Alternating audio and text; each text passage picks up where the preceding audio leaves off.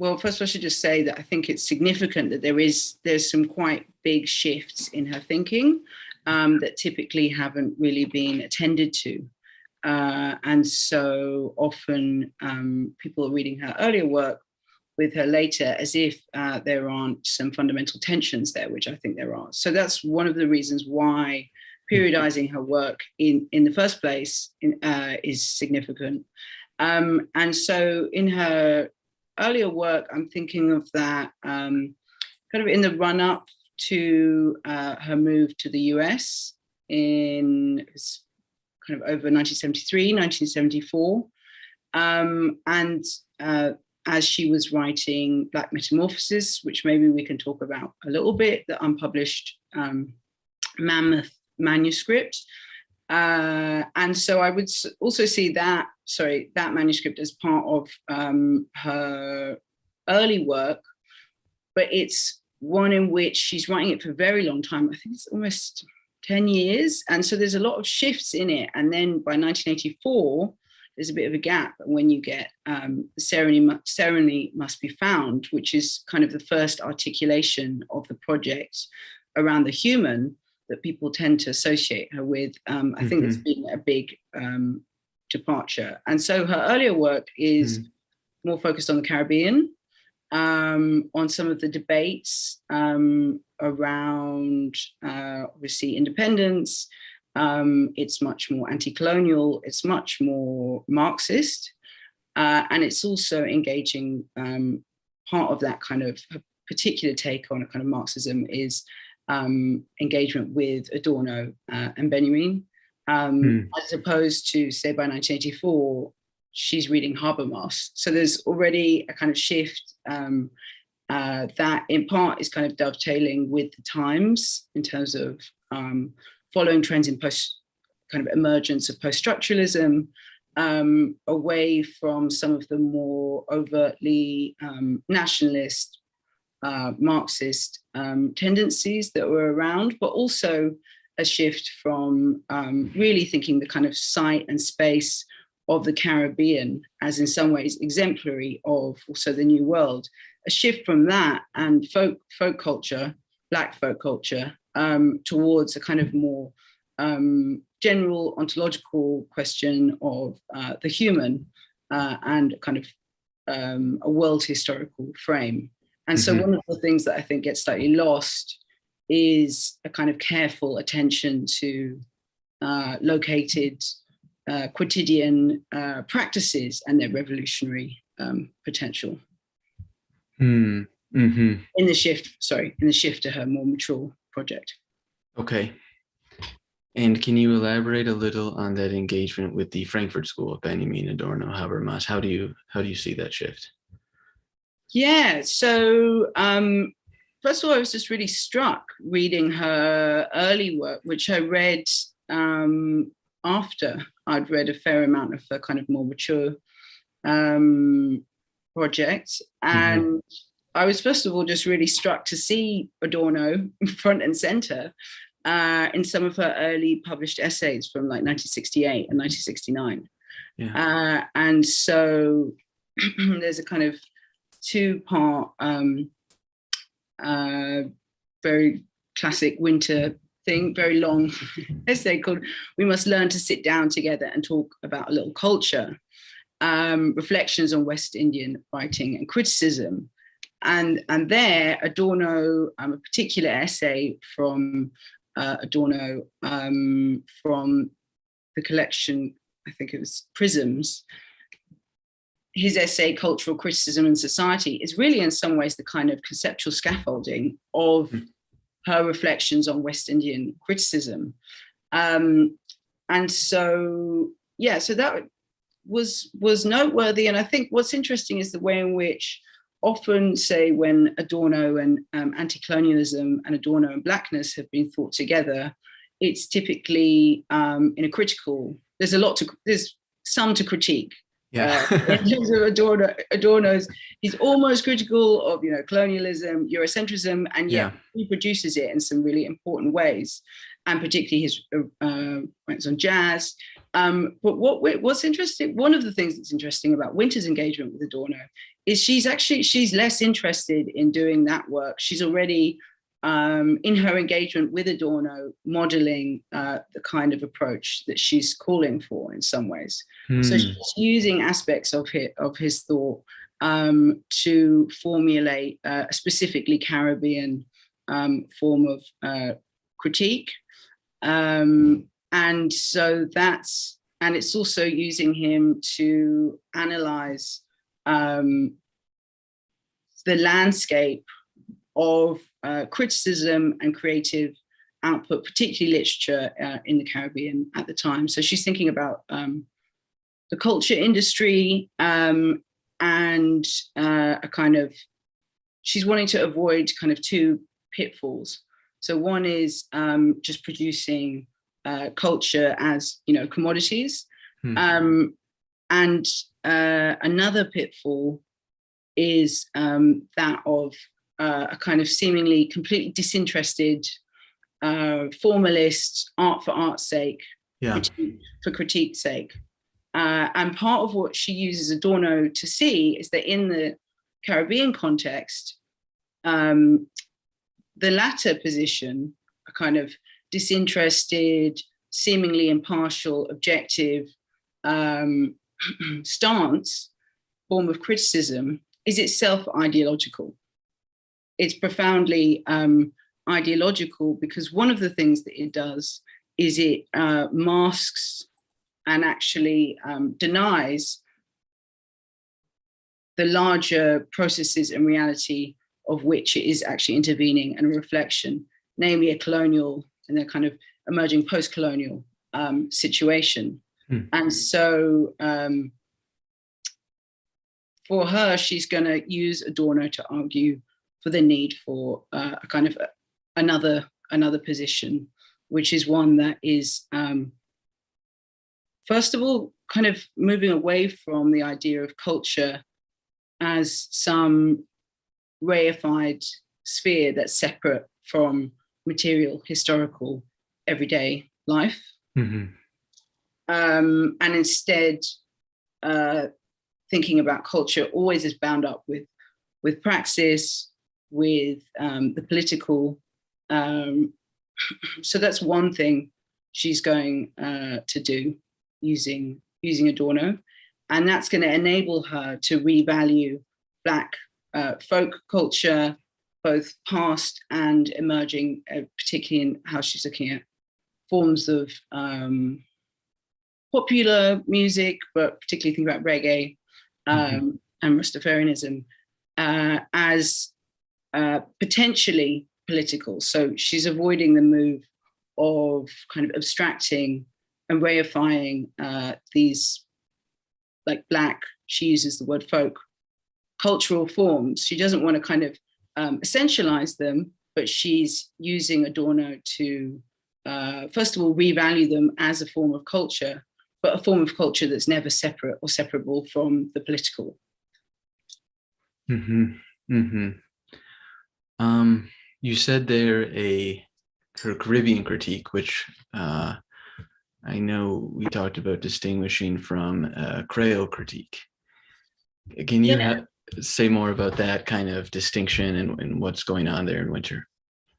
Sure, and and it's linked to some of these points I was making here. So she's kind of in these early essays, she's developing a kind of a lexicon of related terms, and so she's criticizing what she calls transcendent critique, which is the imagined position of the critic as somehow kind of outside of social, historical, political relations and situatedness. So she's critical of that, as I said, because she says that is in itself actually an ideological role. And she associates what she calls Creole critique with that move. And so her use of Creole is importantly different from the way in which we may be more familiar with it, say from like Glisson, or even to some extent like Brathwaite, in that she's using it primarily critically. to think about Creole as particularly a kind of a middle class, an aspirational middle class who are mixed, light-skinned, and have use education and culture to distinguish themselves from Blackness. In the Caribbean, particularly, this is where she's thinking, and she's looking at kind of reshuffling and struggle and vying for power and position in a kind of new Jamaican nation and national imaginary. And so when she's thinking about Creole critique, she's thinking about, Creole, she's thinking about, okay, mixed, as is, suggested by these other uses like, glissons, but there's nothing inherently revolutionary or anti-colonial about that, in fact, is what she's saying. And so one of the things that Creole criticism does is it denies the reality of the colonial situation and its ongoing inheritances through a kind of pretense to a kind of disinterested cultural criticism. And B, it kind of it forecloses any meaningful discussion or valorization of Blackness and of connections to Africa as they survive and live on within the Caribbean. And so a lot of her work in this period, and particularly in the manuscript of Black Metamorphosis, is trying to counter what a critic at the time calls like a cultural void when it comes to Blackness. So the idea that there is no Black culture, basically, and there hasn't been, particularly in post-slavery societies. And a lot of her work is dedicated to, at this point, to refuting that myth, which she thinks plays, again, a really pernicious and important political role of denying Blackness, of denying Black emplacement life in the Caribbean, and therefore also denying a kind of more truly anti-colonial and revolutionary possible nation and national culture. So yeah, insofar as Creole critique would amount to something like a kind of a masking and therefore perpetuation of colonial capitalist relations, it's something that she is very critical of herself. And so she develops what she calls like a challenging or and a truly Caribbean critique to kind of counter that. And so that's looking at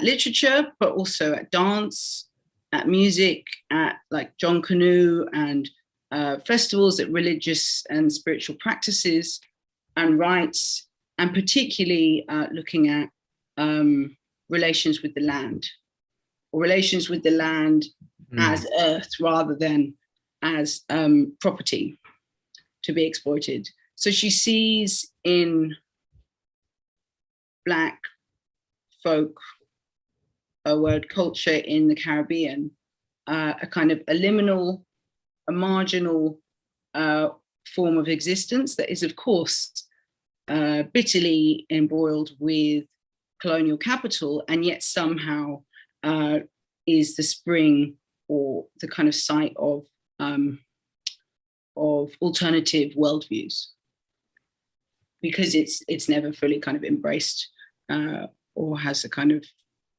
the aspirational possibilities that something like Creole does. Okay, that's a very helpful answer. Could you say more about the land that you just brought up and that relation to land in winter that I know is something you write about and think about in your other work as well?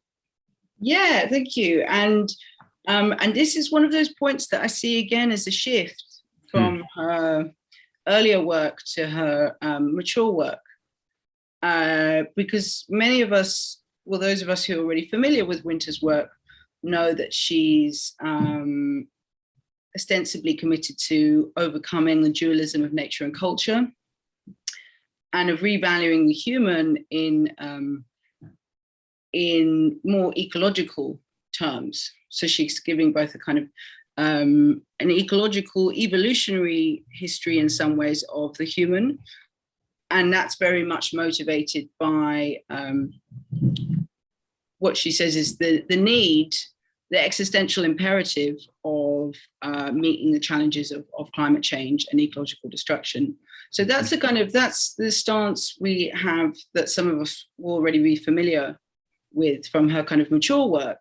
And it's on this much larger scale, this global kind of planetary evolutionary scale in terms of thinking about relations with more than humans. But in her earlier work, it's through looking at situated practices that we have a quite different, I think, sense of engagement with what she here calls in her early work the earth.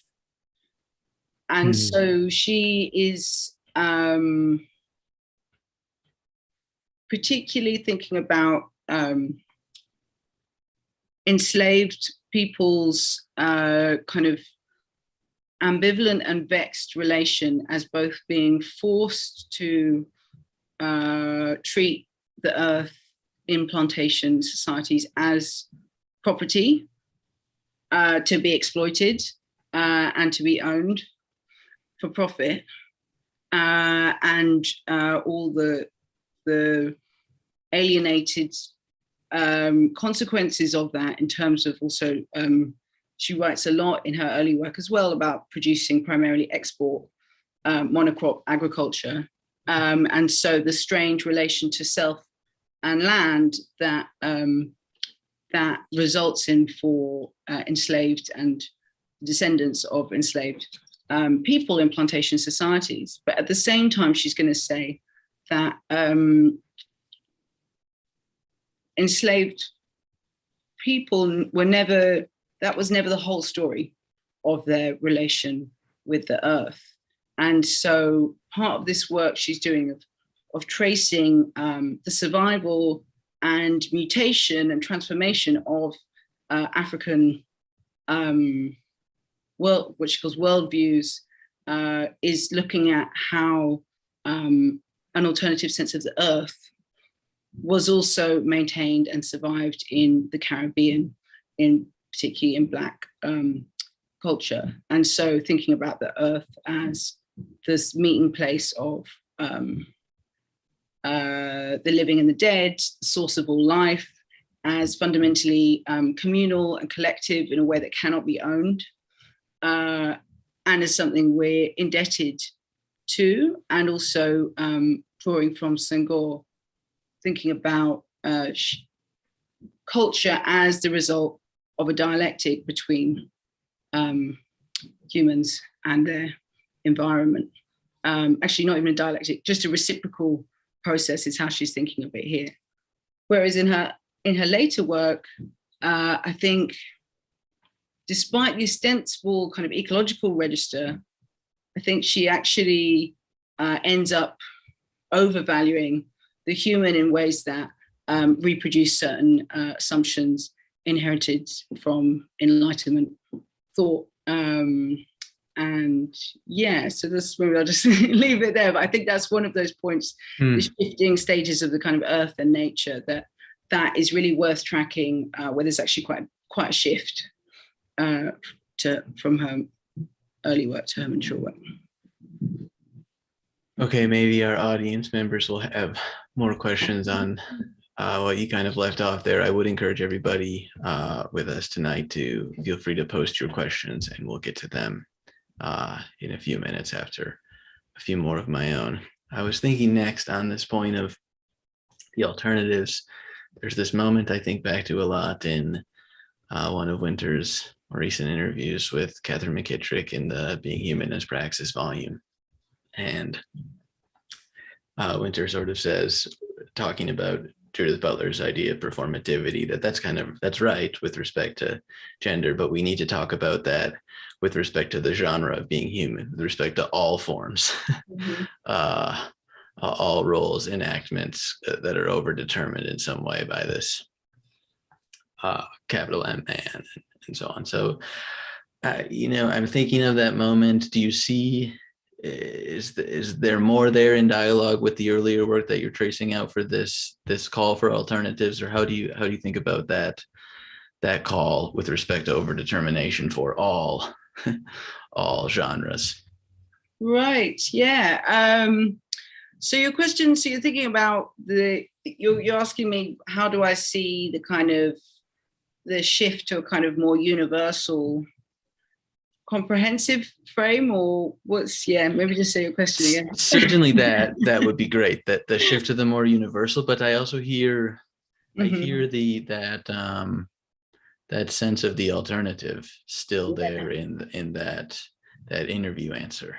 I think maybe that's right. I mean, there's a worry maybe that she's looking at so many forms of difference and of performativity in her mature work, and also thinking about performativity on a kind of like almost, an evolutionary, almost like somatic, almost cellular level as well, thinking about our brains, how they can be rewired. So she's maybe kind of deepening the concept of performativity from Butler's use. I don't know, that's a debate with bodies that matter, but but she's in some ways maybe deepening and generalizing performativity to think about it on this kind of more evolutionary plane that then explains all the other forms of difference and differentiation, of which gender would be one. So that's what I see her doing there. And don't know. That's good. Yeah. Okay, and then our last question before we hear from the audience. I would just like to invite you to hear more about your thinking about Wynter and feminism in Wynter's corpus, another of your research interests, and that we haven't talked on so much tonight. Yeah, sure. And I mean, obviously, the engagement with Judith Butler is, an instance of that, although one that arguably moves away from a kind of focused concern with gender and sexuality. So Wynter is engaging with Butler, but then there's this move to a kind of a broader frame. And one reason for that is that for Wynter, you can't think gender in isolation from race. And so, and yet she makes that point, but I would like to see her to kind of develop it more in a sustained way. But one of the things that I wanted to talk about was thinking about a real shortcoming of her early work, since I've been mostly quite kind of affirmative about it, is the complete absence of anything like a feminist consciousness, a Black feminist consciousness. And so speaking about, We Must Learn to Sit Down and Talk About Little Culture, where she's engaging with Adorno, she's giving through a reading of George Lamming. She's giving a retelling of Caliban and Prospero of the Tempest as the kind of foundational myth of the Caribbean, and in a way that's paralleling Adorno's and Horkheimer's reading of Odysseus in Dialectic of Enlightenment. But anyway, there's really interesting things going on about myth there, and needing new kind of counter myths and founding myths. But what's totally absent from this reading is the figure that will then be super important in one of her most explicitly Black feminist or womanist, as she puts it there, essays, which is Caliban's mate. So in the piece from the late 60s, Wynter effectively talks about attempted rape of Miranda being a kind of healing process of miscegenation and unification, which is, and so she's very much identifying with Caliban as the figure protagonist of the Caribbean as such, without thinking about critically about the ways in which Caliban has been gendered or is a gendered being. And so part of that, she's going to say, whether she's reflecting explicitly on her own position is not clear, but in Beyond Miranda's Meanings, of which is from 1990, the very impossibility of thinking Caliban's mate is going to be a fundamental question for her, one in which opens up the terrain of thinking about gender and sexuality as, from a womanist or Black feminist perspective, since Wynter argues there, it's kind of an impossibility or contradiction for thought to think about a Black woman. Blackness is associated with a kind of genderlessness, but particularly a masculinity. And so she was also unable to think about Caliban's absent mate in her early work, focusing just on kind of the figure of Miranda and Caliban as the kind of mythos of gender and sexuality in the Caribbean. Whereas in her later work, she's then able to start investigating the kind of absent presence of Caliban's mate, i.e. the very position that she actually occupies, but was unable to kind of see in her early work, where she's very much identifying with the sort of masculinist Caribbean anti-colonial corpus and position. So, yeah. Well, okay, let's go to audience questions. This first, and everybody can still post this first question. I like a lot. It says, Romy, awesome to hear this and for you to contextualize your reading. Thank you. Can you say more about how you want to approach quotidian and daily practices in your research on Wynter now? Yeah, that's a great question. And I'm aware, one thing I actually wanted to talk about was it's the humor or the irony of me writing about a properly Caribbean critique when I don't really have a direct or long-term connection to the Caribbean myself is an interesting one that I think is worth noting, especially since to not note it would be to do the very thing that Wynter is criticizing, right, which is to kind of write and think seemingly from nowhere, right, in this kind of impartial way. So yeah, I think that's important in terms of like my own practices and then how I would want to engage with those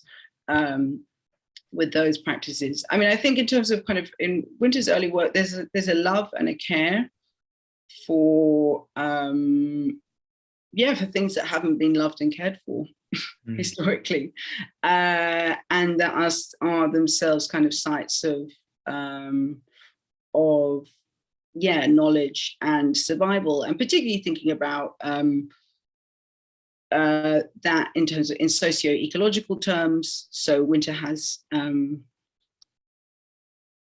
well-known essay where she talks about the provision grounds, which were the grounds that some enslaved people were allowed to keep on the kind of margins of plantations where they grew food typically to supplement the kind of substandard food, including yams, is particularly what Wynter writes about, and kind of sustenance crops that where the growing of the crops was itself evidence of knowledge brought from Africa. And it was also in some ways counter to the logic of the monocrop agriculture and the treatment of land as property that I spoke about earlier. And so it was also the site of kind of an alternative spiritual as well as ecological practice and community. So that's just an example of a kind of a more quotidian practice that at least she does a wonderful job of unpacking. And it's in my own work, it's those kinds of practices that I think have some of the real clues we need for living differently and for the future, particularly in the context of climate change. Okay. Secondly, can you say more about the Beyond Miranda's Meanings conclusion and the kind of call there for the new science of human discourse at the end, that is generalizing, in addition to the feminism that you were talking about earlier with respect to the essay? Yeah, I mean, I feel like, and this is, I suppose, my issue. I feel like this is the move she makes Wynter makes in all her mature work, and that I sometimes find frustrating. I think the reason she makes that call there is because it's, in a way, for her, womanism or Black feminism already points to something beyond itself, right? There's the category of Black womanhood is, in some sense, it's contradictory. It's what she calls the demonic ground. So it gives a kind of perspective that's on the margins or somehow outside of the system, that gives a kind of unique understanding of how the system works, that for Wynter at least is somehow supposed to kind of, that contradictory moment is supposed to start the undoing of the system of her. And so to think and articulate and affirm womanism or Black feminism is in some ways already to begin to undo or create an opening for the undoing of the system of man that has created the categories for Black womanhood and feminism. So rather than staying with those and kind of affirming them and building a kind of a political and social and intellectual project from there, Wynter sees womanism, I think, as already opening onto something beyond itself, in a way that I find a little unnerving. But I think there's something we should rest there for a bit.